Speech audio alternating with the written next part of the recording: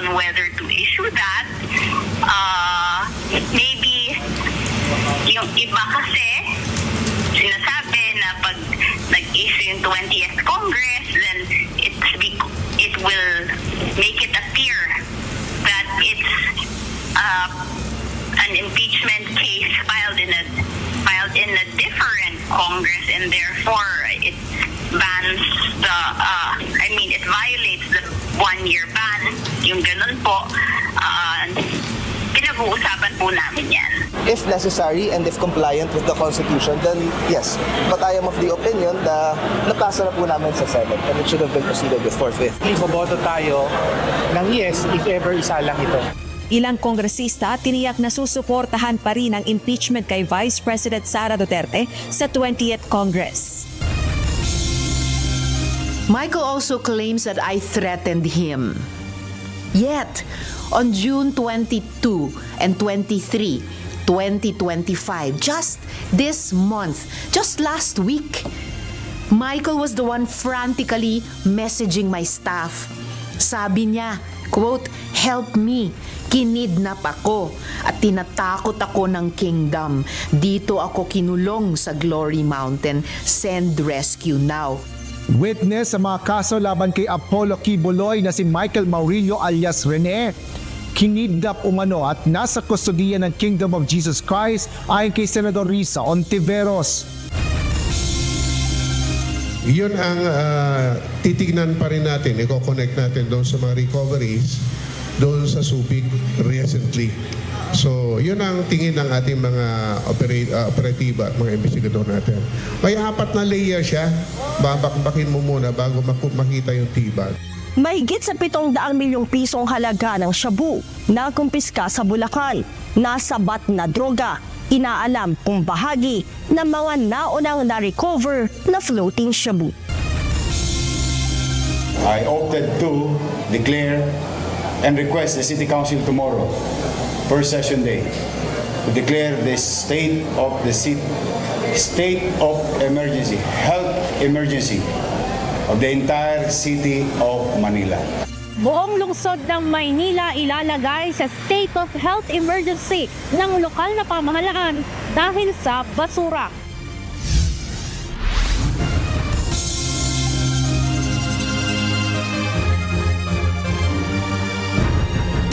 Magandang hapon, Pilipinas at sa buong mundo. Tayo po ay sabayang napapakinggan sa Radyo La Verdad 1350 ang UNTV Radio. Una sa ating mga balita.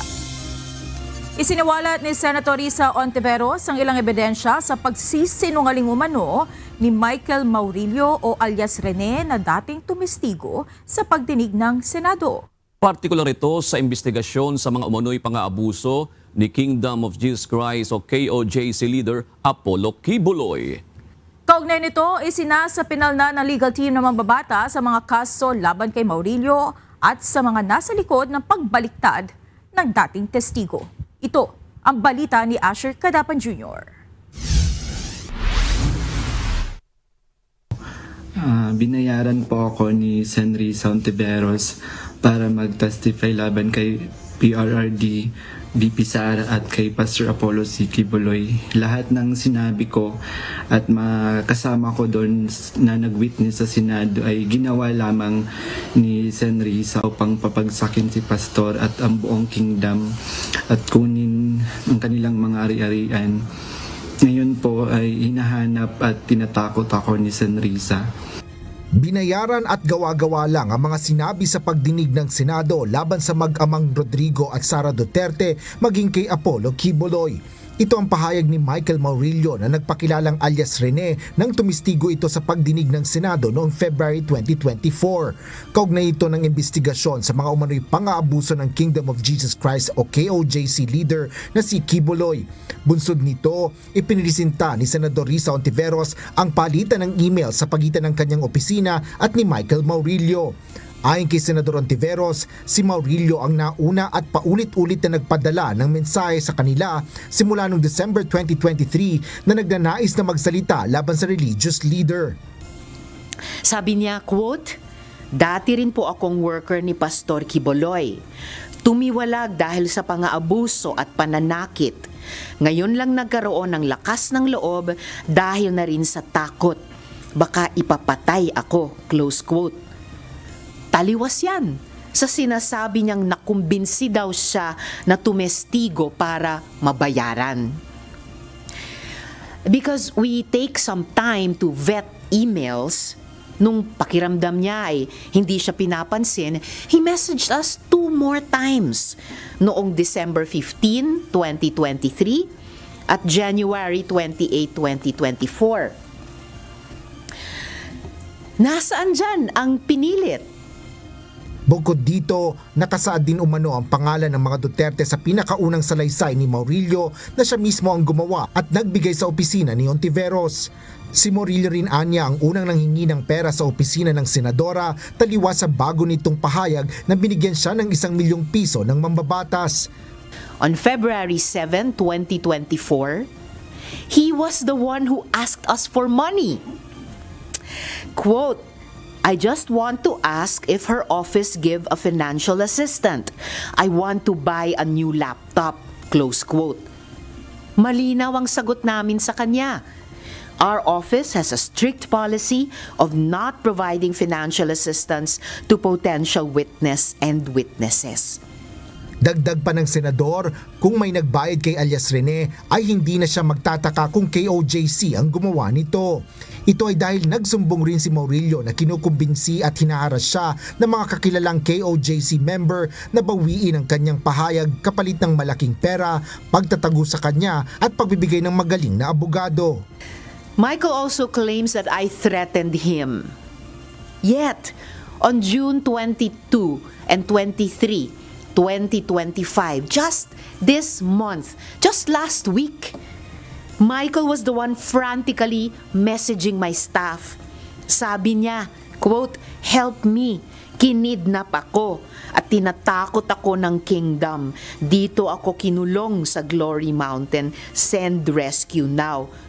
Sineryoso ni Senador Ontiveros ang mga mensahe ni Maurilio at ipinadala ito sa Philippine National Police sa Davao para sa agarang aksyon. Bagaman aminado si Senador Risa Ontiveros na maaaring biktima lang din si Michael Maurilio, kailangan pa rin anyang managot ito sa mga pagsisinungaling ngayon. Finalize po namin ang mga kasong ihahain namin simula sa Miyerkules sa NBI, kung sino ang mga tao at grupo na papangalanan ko na doon. And we will give you the final details before we, or on the day that we will file that complaint. At kasunod po niyan, gaya ng nabanggit ko kanina, naghahanda na rin po kami ng mga criminal complaints. Sa kabila nito, sinabi ni Senador Ontiveros na inaalam pa nila kung sino ang mga nasa likod nito, bagaman itinanggi na rin anya ito ni Attorney Israelito Torion, ang abogado ni Quiboloy. Asher Cadapan Jr., UNTV News and Rescue. Diyos ang aming sandigan, serbisyo publiko ang aming pinahalagahan. Lumabas sa bagong survey ng Octave Research na mayorya sa ilang mga Pilipino ang pabor na sumaling muli ang Pilipinas sa International Criminal Court o ICC. Batay sa survey ng Octave Research, 57% ng mga Pinoy ang nagsabing pabor sila, 37% ang nagsabing tutol sila at may 6% nagsabing undecided. Malaking porsyento na nagsabing tutol sila ay galing sa Mindanao na siyang pinagmulan ni dating Pangulong Rodrigo Roa Duterte na nakakulong ngayon sa ICC. Isinagawa ang survey mula April 20 hanggang 24 ngayong taon sa 1,200 na mga registered voters. Noong March 2019, opisyal na kumalas ang Pilipinas sa ICC sa ilalim din ng administrasyon ni dating Pangulong Duterte. Ipinagpaliban ng korte ang arraignment ni dating Negros Oriental Congressman Arnolfo Arnie Teves Jr. sa July 14. Ayon sa abogado nitong si Attorney Ferdinand Topacio, nag-file sila ng motion to defer hearing sa Manila Regional Trial Court Branch 12 noong 1 linggo. Bunso dito ng isinagawang operasyon kay Teves, posible namang ma-discharge sa ospital ngayong linggo si Teves. Mahigit 700 milyong pisong halaga ng droga ang nakumpiska ng Philippine National Police Drug Enforcement Group o PNP-DEG sa Bulacan. Inaalam pa rin ng pulisya kung parte ng floating shabu ang nakumpiskang illegal na droga. Ito ang balita ni Lea Ilagan. It will be a part of a continuing investigation, pero initially, yung Chinese personality ay may isang front sa Giginto sa nirerentahan niya. Nagbebenta siya ng seafood tapos may maliit siyang restaurant. But then yung nirerentahan niya sa isang subdivision uli sa Barangay Bulihan, Plaridel na nire-refer nilang bodega. Doon natin nasamsam na tuntun yung 100 plus kilos of shabu. Balot na balot ang mga shabu na ito nang masamsam ng mga tauhan ng Philippine Drug Enforcement Group o PDEG sa Plaridel, Bulacan noong Sabado. Ayon kay PDEG Director, Police Brigadier General Edwin Quilates, basa ang packaging ng mga nakumpiskang ipinagbabawal na gamot. Kapareho din ang packaging nito sa mga nauna ng nakumpiska ng PNP. Yes, may mga kahilintulad yung description ng binuksan natin. Actually, sabi ng mga investigador natin who were conducting the inventory, ay basa pa. Yung bag basa din, then yung packaging basa. So, 4 na layers yung cover nung tea bag.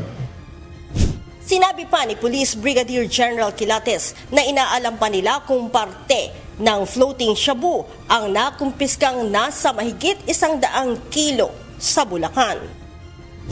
Yun ang titignan pa rin natin, i-connect natin doon sa mga recoveries doon sa Subic recently. So, yun ang tingin ng ating mga operatiba at mga investigador natin. May 4 na layer siya. Babakbakin mo muna bago makita yung tibag. Sa buy-bust operation ng PDEG, isang Chinese at isang tauhan ito na Pilipino ang nahuli ng mga otoridad. Ang mga suspect ay sinampahan ng kasong paglabag sa Section 5 Selling at Section 11 Possession ng Republic Act 9165 o Comprehensive Dangerous Drugs Act of 2002. Lea Ilagan, UNTV, News and Rescue. Diyos ang aming sandigan, serbisyo publiko ang aming pinahahalagahan. Magsusumiti na ng aplikasyon sa Judicial and Bar Council si Justice Secretary Jesus Crispin Remulla para sa pagka-ombudsman. Ayon kay Secretary Remulla, sa tingin niya ay marami siyang magagawa kapag naupo sa posisyon. Nakatakdang magtapos ang termino ni Ombudsman Samuel Martires sa July 27, 2025. Mag-a-apply pa lang. So you're submitting my application by Friday, before Friday. I think that I have a lot to offer there. Tumangging magbigay ng komentaryo si Justice Secretary Crispin Remulla sa sinasabing celebrity na umano'y sangkot sa pagkawala ng nasa 30 sabungero.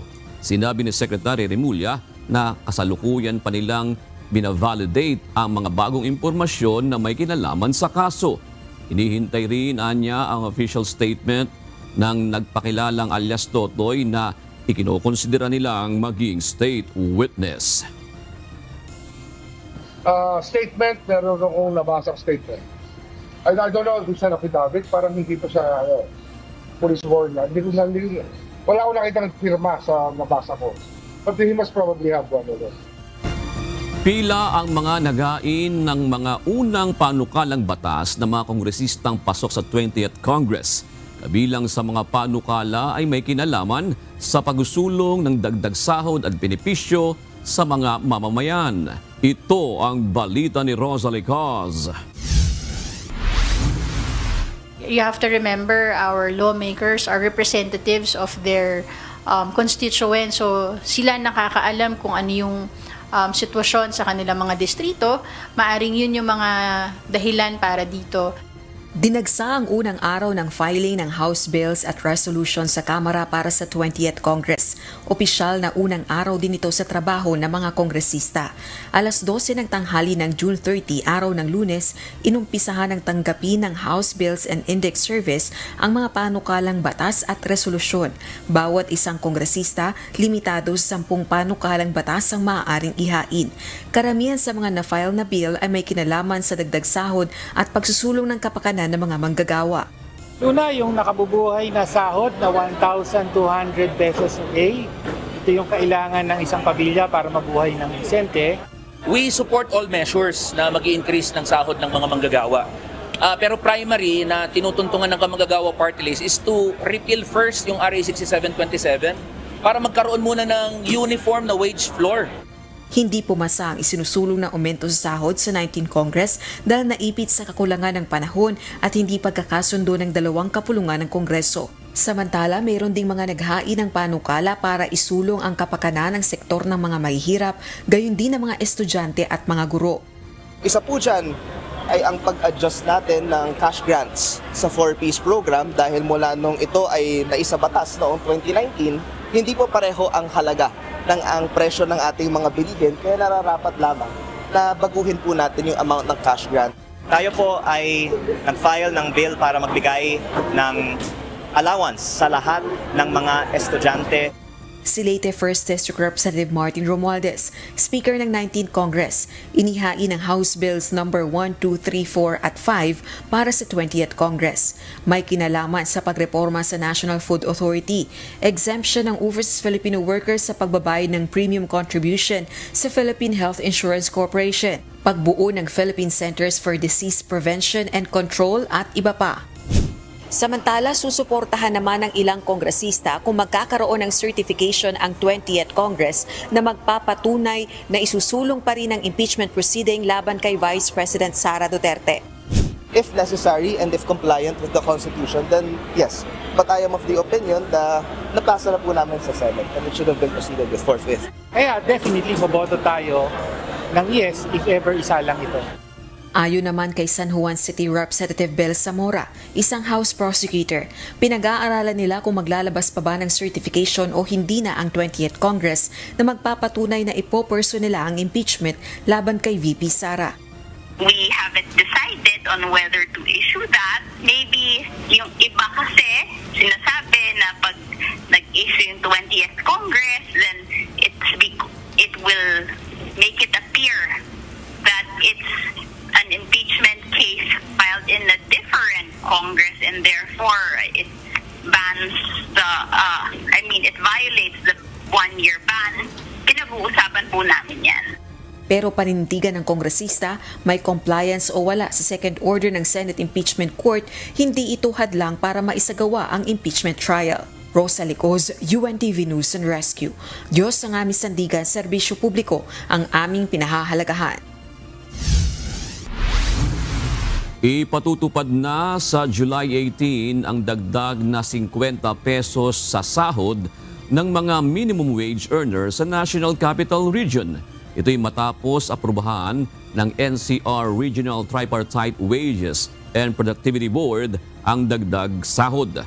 Batay sa bagong wage order, magiging 695 pesos ang minimum wage ng non-agriculture employees mula sa dating 645 pesos, habang ang mga agriculture at service retail establishments na may 15 pababa na mga empleyado o manufacturing establishments na may 10 pababa na empleyado ay magiging 658 pesos mula sa dating 608 pesos. Ayon sa Department of Labor and Employment, tinatayang nasa 1.2 million na mga minimum wage earners ang makikinabang sa Metro Manila. Noong July 2024, nang huling magkaroon ng huling wage increase sa NCR. Iniimbitahan ni Philippine National Police Chief Police General Nicolas Torre III si Vice President Sara Duterte na magtungo sa Campo Crame. Ito'y upang makita ang paggamit ng mga pulis ng modern technology sa police operations. Ang imbitasyon ay ginawa ni General Torre matapos batikusin ni VP Sara ang umano'y pinaigting na police visibility ng PNP. Giit ng PNP chief, mayroon silang mga makabagong drone, closed-circuit television camera, body cameras at iba pang gamit. Marami rin umano silang mga radyo na ginagamit sa komunikasyon para sa mas mabilis na pagresponde sa mga emergency at iba pang operasyon. The Vice President is always welcome to visit us here in Camp Crame to see kung paano natin ginagamit ang teknolohiya sa pagpupulis natin. So for one, yung mga drones hindi naman bago yan eh. I believe she still remembers the time when I invited her to be our guest of honor and speaker in one of our flag raising ceremonies. At siya ay pumunta at ipinakita natin sa kanya ang integration ng ating mga various monitoring instruments sa buong Quezon City. Narito naman ang mga balita sa iba't ibang panig ng mundo. Ihahatid ng ating global correspondent na si Mariel Latoza mula sa Perth, Australia.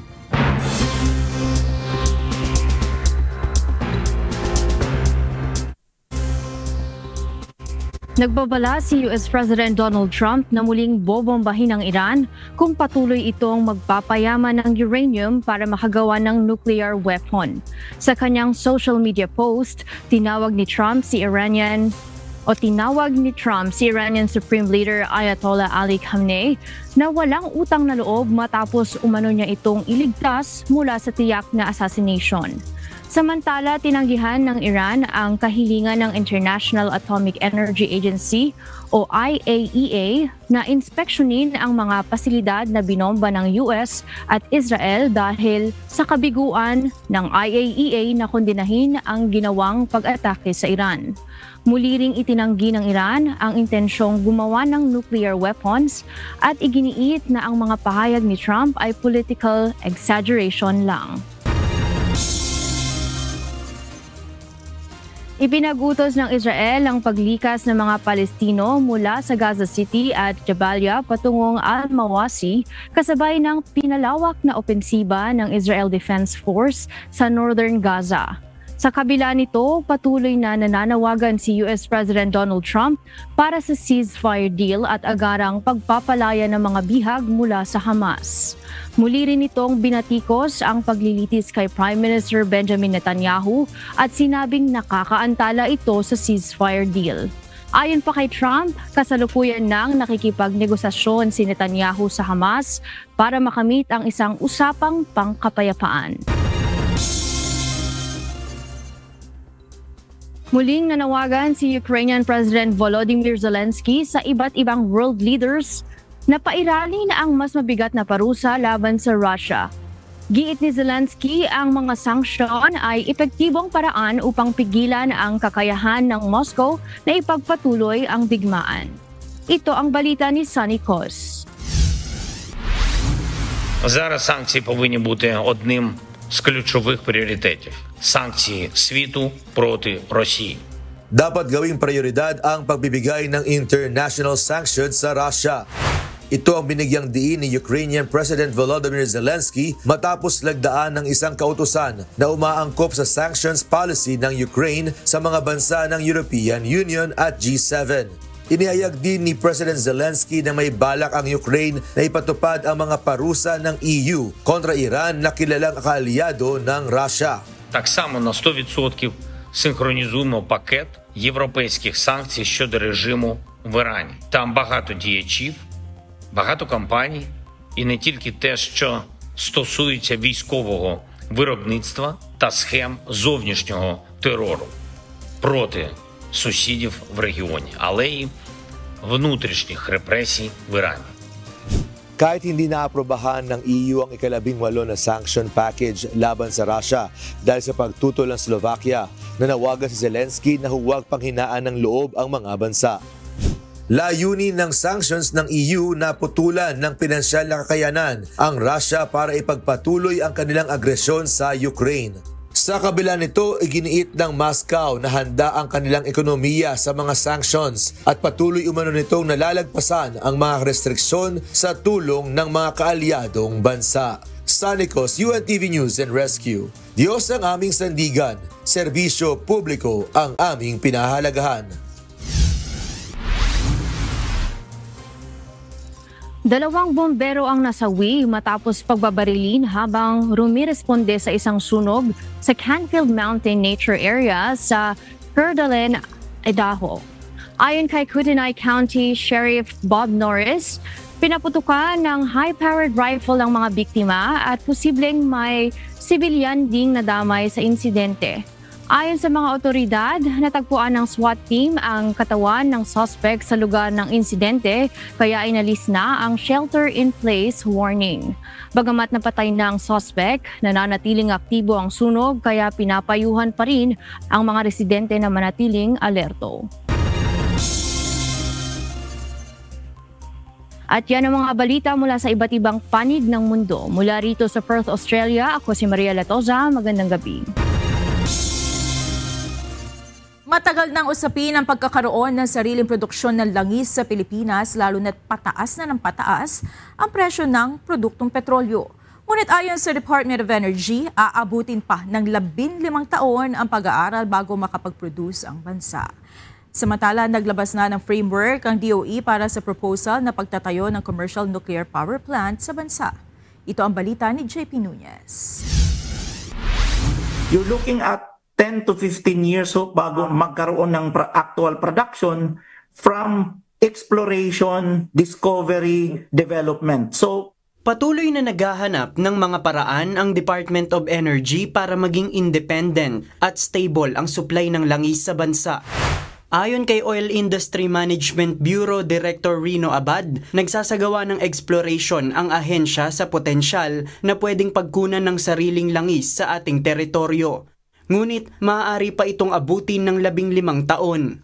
5 taon dito ay para sa paghahanap ng lugar na may makukuhang langis, karagdagang 5 taon para sa drilling and development, at 5 taon pa para sa aktual na produksyon. Pinag-aaralan anya na mapagkunan ng langis ang bahagi ng karagatan ng Mindanao na nakaharap sa bansang Malaysia at Indonesia.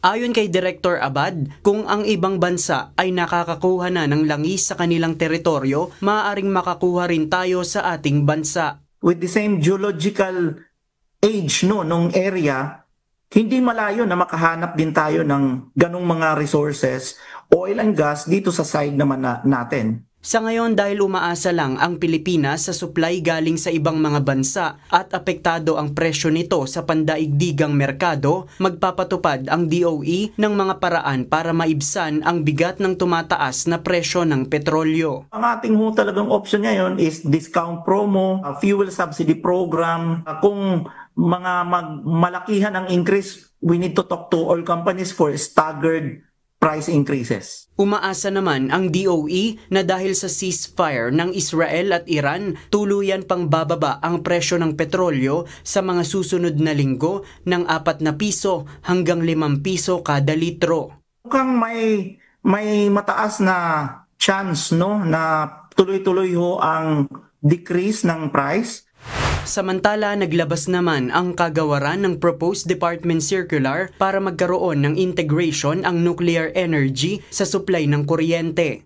Tatawagin itong Policy Framework for the Commercial Development of a Nuclear Power Plant in the Philippines. Sa ilalim ng proposed Department Circular, magtatayo ng mga commercial power plant kabilang na ang small modular reactors, microreactors at floating nuclear power plants.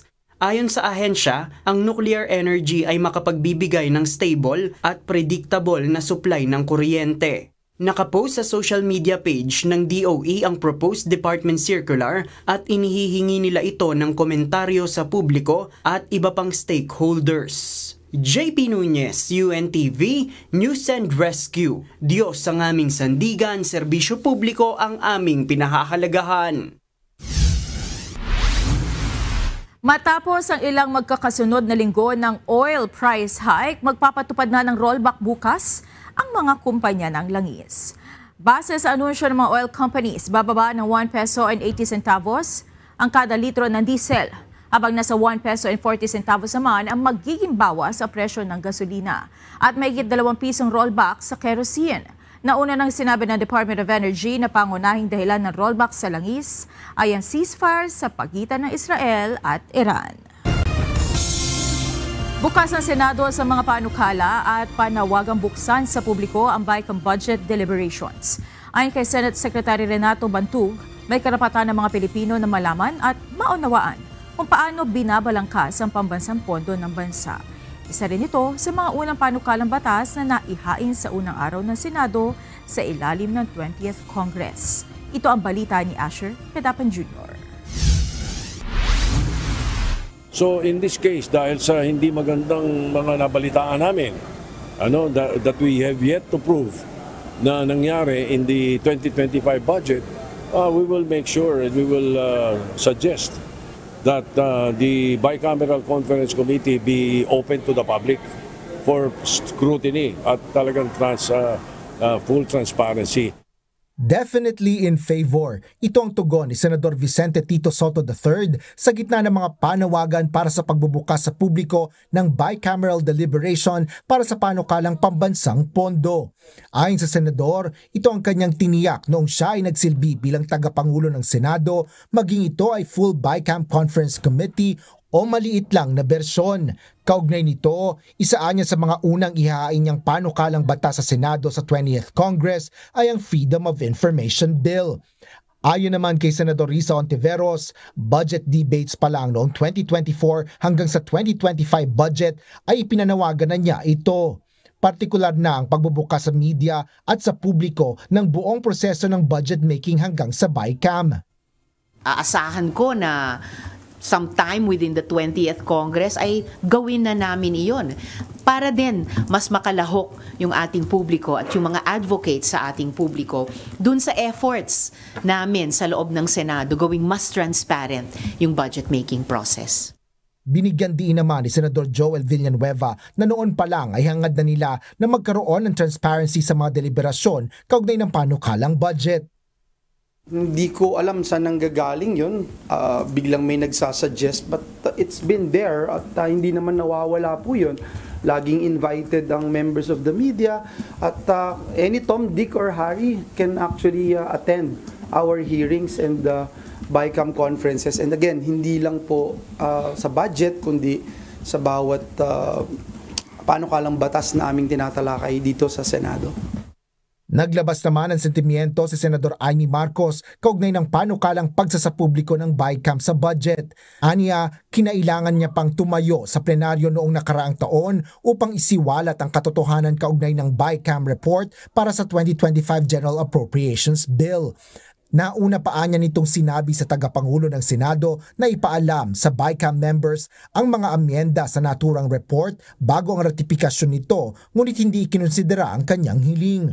Dalangin ng senadora sa 20th Congress ang patas na pagbusisi sa proposed 2026 budget at ipatupad ang mas pagiging hayag sa paghahanda nito. Binigyan din naman ni Senador Panfilo Ping Lacson na dati pa niyang ipinaglalaban sa Senado na gawing bukas sa publiko o non-governmental organization at media ang BICAM conference ng budget. Isaan niya ito sa mga priority bills na inihain niya ngayong araw para gawing transparent ang BICAM ng pambansang pondo. Sinabi naman ni Senate President Pro Tempore Jinggoy Estrada na bagaman tradisyonal nang ginagawa ang bicameral deliberations ng national budget nang hindi bukas sa publiko, hindi nito tututulan ng anumang inisyatibo para isulong ang transparency upang mapalakas ang tiwala ng publiko sa Senado. Asher Kadapan Jr., UNTV News and Rescue. Diyos ang aming sandigan, serbisyo publiko ang aming pinahalagahan. Pinabulaanan ni Presidential Communications Office Secretary Jay Ruiz na aalis na siya sa gabinete ni Pangulong Ferdinand Marcos Jr. Kinontra ng kalihim ang lumalabas sa ulat na siya ay papalitan bilang PCO Chief at ililipat sa Presidential Action Center. Patuloy niya siyang maglilingkod bilang pinuno ng Communication Agency.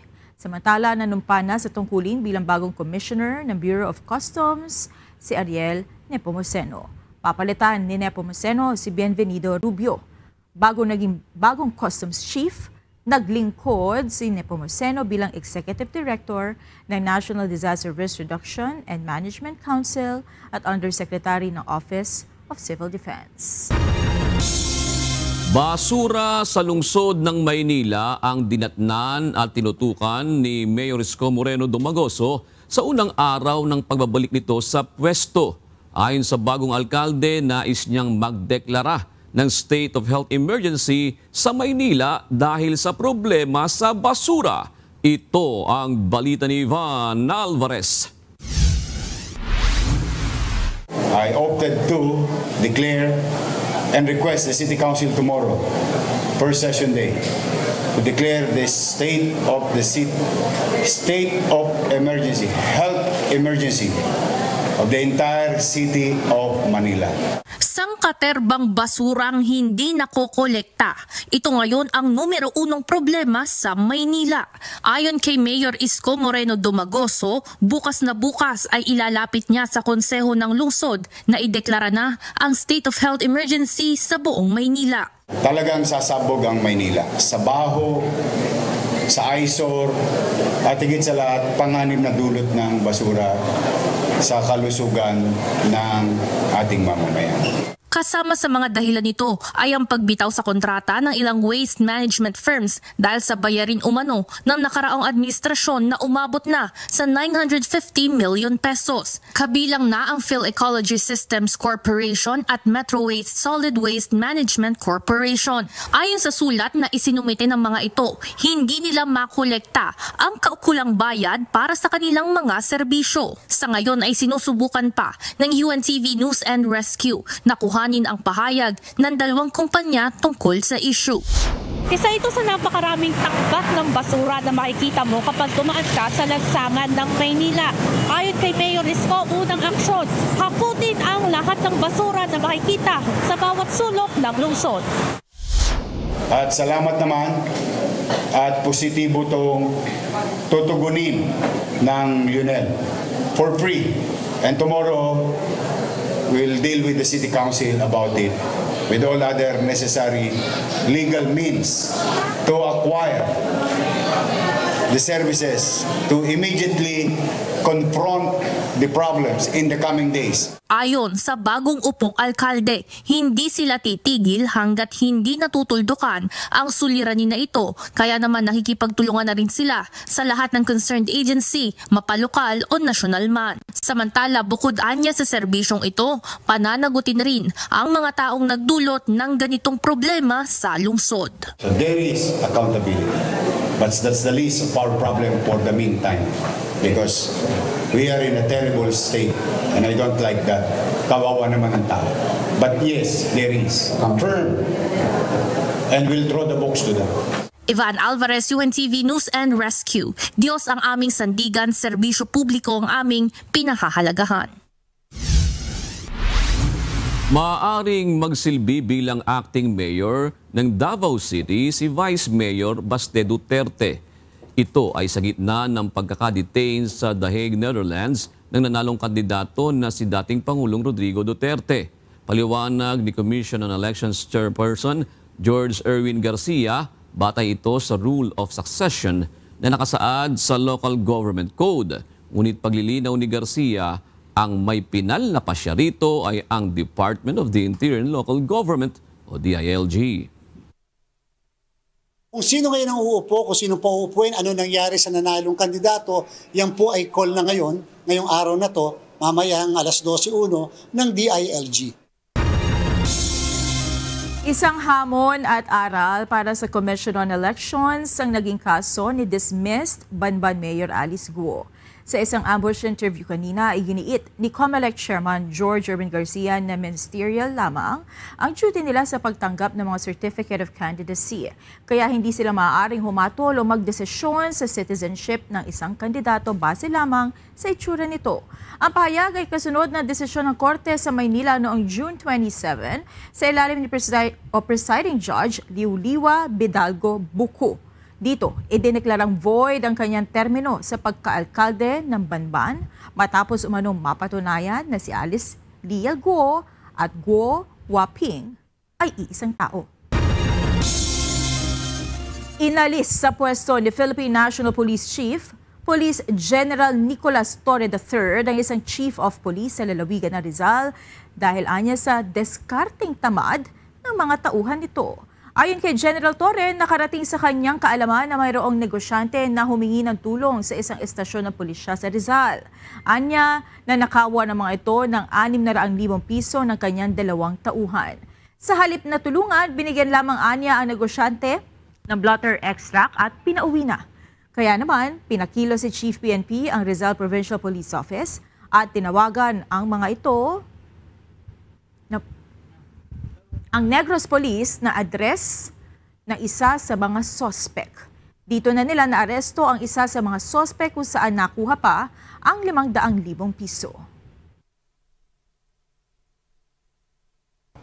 Gawain tamad naman talaga yun eh. Kasi isipin mo naman, nagreklamo ang tao na walan sila ng pera. Wala man lang effort ang pulis natin initially kung hindi pa natin i-caution, kung hindi pa natin pwersahin. Wala man lang effort na tumawag sa kabila. Kaya nga national police tayo eh. At saka pinagmamayabang ko interconnected tayo. At sinasabi ko sa mga kababayan natin, interconnected ang police. Tawag lang kayo sa 911, alam naming tawagan ang buong bansa. Alam ng lahat except ng pulis ko. Sibong pulis pa, tanggal ka. Hindi pwedeng ganun. Babala ni General Torre sa mga pulis, lalo na sa mga commander na hindi kayang gampanan ang kanilang trabaho, hindi siya mangingiming magsibak sa pwesto dahil marami ang mga nakapila para sa kanilang posisyon. Nakaharap ni Pangulong Ferdinand Marcos Jr. ang mga magsasaka sa Nueva Ecija at iba pang probinsya. Inilapit ng mga magsasaka sa Pangulo ang kanilang mga pag-aalala sa kanilang hanap buhay. Tiniyak naman ng Pangulo ang tulong sa kanila lalo na sa banta ng pananalasa ng mga malalakas na bagyo sa bansa. Ito ang balita ni Nel Maribuhok. Paano matutugunan ng pamahalaan ang mababang presyo ng pagbili sa ating mga produkto ng agrikultura at mapababa ang gastos sa mga inputs ng pagsasaka. Ang maliit na kinikita at malaking ginagastos sa pagtatanim ng palay ang kabilang sa mga idinaing ng mga magsasaka na nakaharap ni Pangulong Ferdinand Marcos Jr. sa Philippine Rice Research Institute sa Science City of Muñoz sa Nueva Ecija. Sagot ni PBBM, hindi ibababa ng National Food Authority o NFA ang kanilang presyo sa pagbili ng palay sa mga magsasaka. Ito ay kahit nagbebenta ng 20 pesos na kada kilo ng bigas ang gobyerno. Nag-aalala yung yung ating mga magsasaka dahil binababa natin ang presyo ng bigas sa 20 piso kada kilo. Paano ngayon ang mga farmer? Kahit anong presyo ang pagbenta natin ng bigas sa palengke, hindi magbabago ang buying price ng palay ng NFA. Ayon sa Pangulo, sa ngayon bumibili ang NFA ng tuyong palay mula 19 hanggang 23 pesos at 18 pesos para sa basang palay. Nag-turnover rin ang Pangulo kanina ng 16 na mobile soil laboratory na ikakalat sa iba't ibang riyon. Malaki ang may tutulong nito upang mabawasan ang gastos sa mga magsasaka sa kanilang pagtatanim. Nandyan na yung lab, yung ating soil laboratory. Sa aking palagay, unang salta pa lang, makikita, mababawasan ang gastos natin. Dahil alam na ngayon natin kung gaano karami ang ilalagay na ayuda na fertilizer, kung gaano titigil. Tapos kung ano yung lupa na kailangan pahingahin muna, yun, dahil may soil analysis tayo. Ayon kay Pangulong Marcos, nakahanda na ang sistema ng pamahalaan para tulungan ang mga magsasaka sakaling tumamang muli ang mga malalakas na bagyo sa bansa. Kung maulit ang El Nino at maulit yung sunod-sunod na bagyo na kung maalala nyo, 6 na bagyo yun na wala pang isang buwan, 6 na bagyo ang tumama rito sa Pilipinas, handa na ngayon tayo dahil alam na natin kung ano yung mga kailangan gawin. Nailagay na natin ang mga iba't ibang sistema sa DA, sa NFA at sa hanggang sa local level ay handa na tayo. Alam na namin yung aming kailangan gawin. Inayos na namin ang sistema para hindi naman masyadong mahirapan ang mga farmer natin. Bukod sa mas pinalaking insurance sa mga masisirang pananim dulot ng kalamidad, handa ring magbigay ng subsidiya ang gobyerno sa mga magsasaka. Pagka talagang nasira na yung planting season at hindi na makabawi, ay magbibigay kami ng subsidy para makatawid lang hanggang sa susunod na planting season. Inanunsyo rin ni PBBM ang pagsisimula ng pagbili ng NFA ng mais. Bukod pa ron, pwede ko na i-announce yung NFA, bibili na rin ng mais. Bumabalik talaga tayo doon sa dating trabaho ng NFA na rice and corn. Ayon sa Pangulo, titiyakin niya na magiging maganda ang presyuhan sa pagbili ng gobyerno ng agricultural products sa mga lokal na magsasaka. Nel Maribuhok, UNTV News and Rescue, Diyos ang aming sandigan, serbisyo publiko ang aming pinahalagahan.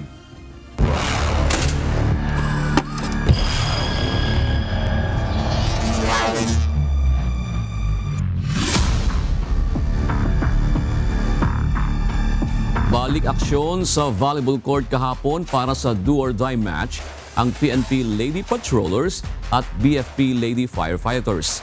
Parehong determinado ang dalawang koponan para makuha ang kampyonato ngayong season. Ito ang balit ni Jen Resina.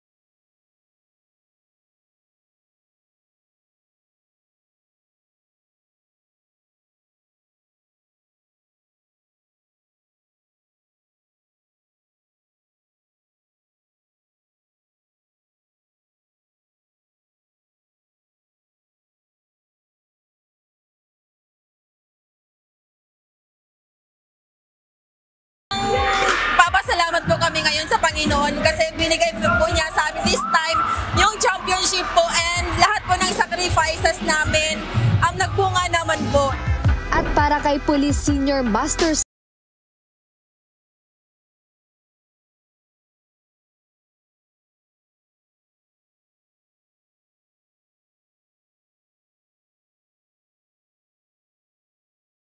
ng Team PNP, sana next season makasali pa rin po kami. At sa mga sa beneficiary po namin, malaking tulong po ito sa mga kasamahan naming pulis na may mga sakit, diagnose ng cancer. Para sa inyo po itong panalo namin. 1 million peso grant tax-free ang matatanggap ng kanilang benepisyaryo na Philippine National Police Officers Ladies Club. Samantala, tinanghal na finals MVP si Team Bangkola na nagpakita ng volleyball excellence sa court na kahit may iniindang sakit ng katawan mula sa huling game noong nakaraang linggo. Yung ACL ko kasi way back 2022 pa siya, so after nung game 2, nag-therapy ako for some days and actually after nito mag-MRI na ako kasi hindi natin sure kung ano na nangyari sa ACL injury ko, but sabi ko nga irrelevant kasi do or die na talaga literal, so kahit masakit, sakit talaga. Hanggang kanina pa actually, hindi ako makatakbo pero kailangan ako ng team ko. I had to be there, so sinaga ko. Para naman sa BFP Lady Firefighters, hindi rito natatapos ang kanilang volleyball journey. Proud pa rin si Fire Inspector Lorenzo Diaz, head coach ng team, sa narating nila ngayong ikatlong season ng liga. Mahirap na masaya kasi ang dami kasing mga nangyari during the season 3. Meron mga nagka-injured, ganyan, tapos may mga problema sa pamilya, lahat. So kahit pa paano nalampasan hanggang sa umabot kami rito sa finals. Yun nga lang, medyo hindi siguro para sa amin ngayon. So babawi kami next time. PNP, ang galing. Medyo kinapos lang talaga. Pero kahit pa paano lumaban yung team. Hooray pa rin sa team namin. Kahit pa paano, panalo pa rin. Magpapatuloy ang ating pagtulong sa kapwa. Doing charity is our way of life. At ito ang advokasya ng UNTV Sports and Charity. Jen Lerasina, UNTV News and Rescue. Ngayon lang aming sandigan, servisyo publiko ang aming pinahahalagahan.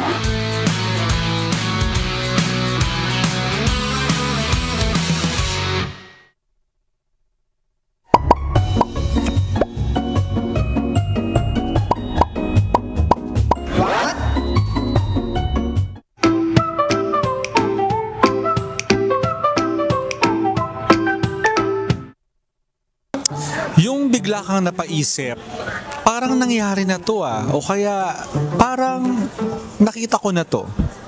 Ang tawag po dyan, deja vu. At may paliwanag po ang siyensya tungkol dyan.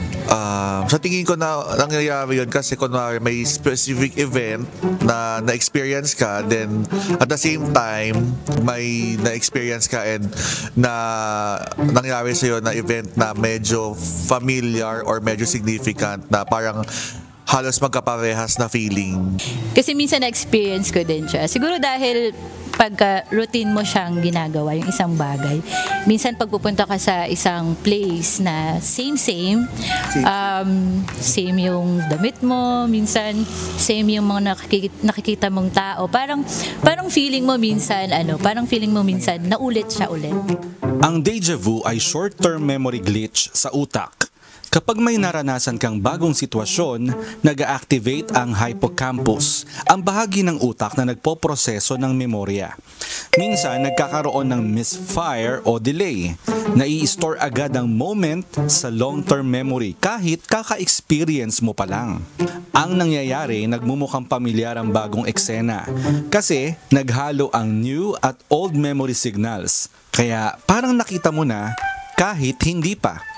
Ayon sa research, 70% ng tao nakakaranas ng deja vu at mas madalas to sa mga edad na 15 to 25 years old dahil mas active at sensitibo pa ang memory processing system ng utak. Ang deja vu, normal at harmless. Pero kung madalas nyo pong nararanasan at extreme na, abay magpatingin na po tayo sa doktor dahil early sign na yan ng isang neurological issue. Sana may natutuhan kayo at lagi tatandaan, mapalad po ang tao na nakakasumpong ng karunungan at ang tao na nagtatamo ng kaunawaan.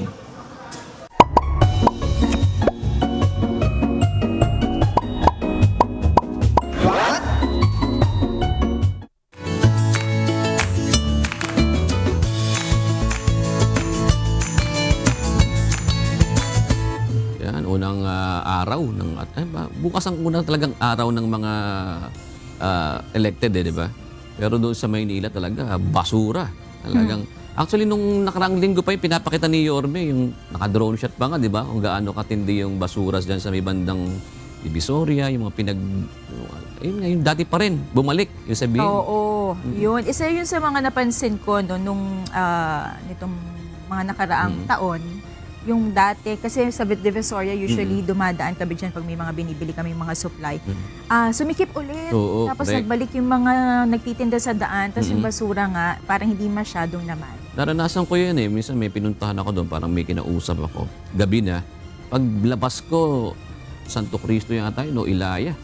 Doon makadaan eh. Oo. Parang gusto umatras, kaso... Wala na. Oo, parang ganun din eh. Diretso na, kaya mabagal. Kasi nga, nawala yung dati. Talaga nawala. Dati kasi kahit gabi na, malinis, tapos dire-diretso ka lang nakakapag-drive ng maayos pati. Ay, nakikita ko merong isang hindi ko alam kung tungkol to sa pagbaha, pero, tungkol to sa basura, pero may pinupunto isa nating kausi tungkol sa baha, no? Baha sa Mandaluyong. Sa kaya sa Mandaluyong sa banda yun. Baka dahil sa basura rin. Yun, actually, yung gusto ko sabihin. Kasi Bumara. Tag-ulan tayo, ha? So, yung mga basurang, yan yung mga bumabara sa mga drainage. Daanan ng tubig. Oo, kaya bukod sa health hazard na, yun pa nga, nakaka-contribute pa sa pagbaha. Yung basura din naman yung mga lumutang doon sa nabotas, di ba? Yung nasira yung, di ba, may nasirang doon, wall. O, di ba? Ang tawag doon? Ano? Prinsa? Sak. O, yung sako lang kasi yung nakaano doon, di ba? Nung bumigay, ayun, tawag ito, mga basura din ang kalimitang lumutang. At hindi lang yun, pati yung mga pinopost ng mga netizens natin, bumasa ganito, puro basura talaga ang makikita. So, nasa atin din talaga yan.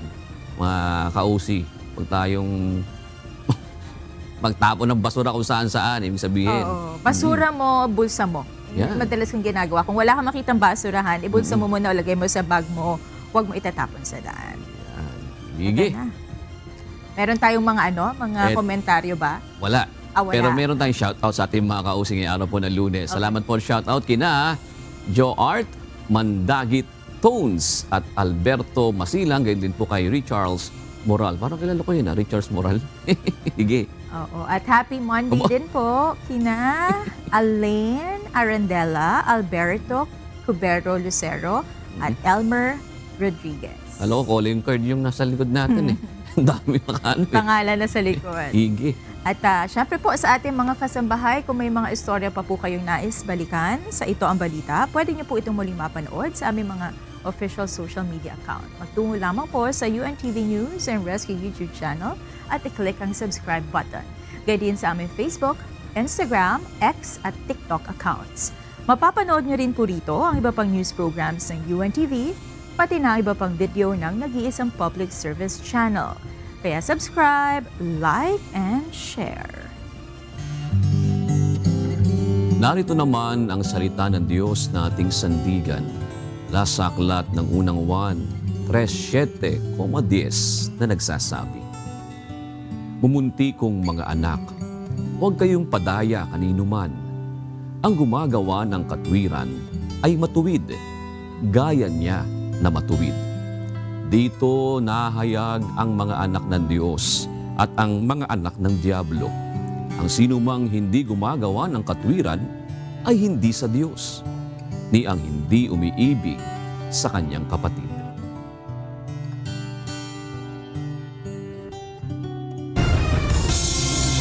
At yan ang naging kabuuan ng ating balitaan ngayong gabi. Aming inilahad ng buong katapatan kung paano namin nasaksihan. Kayo po'y makapagtitiwala ng aming nakita at narinig ang aming ibinabalita. At dito po sa UNTV, Diyos ang aming sandigan, serbisyo publiko ang aming pinahahalagahan. Magandang gabi po.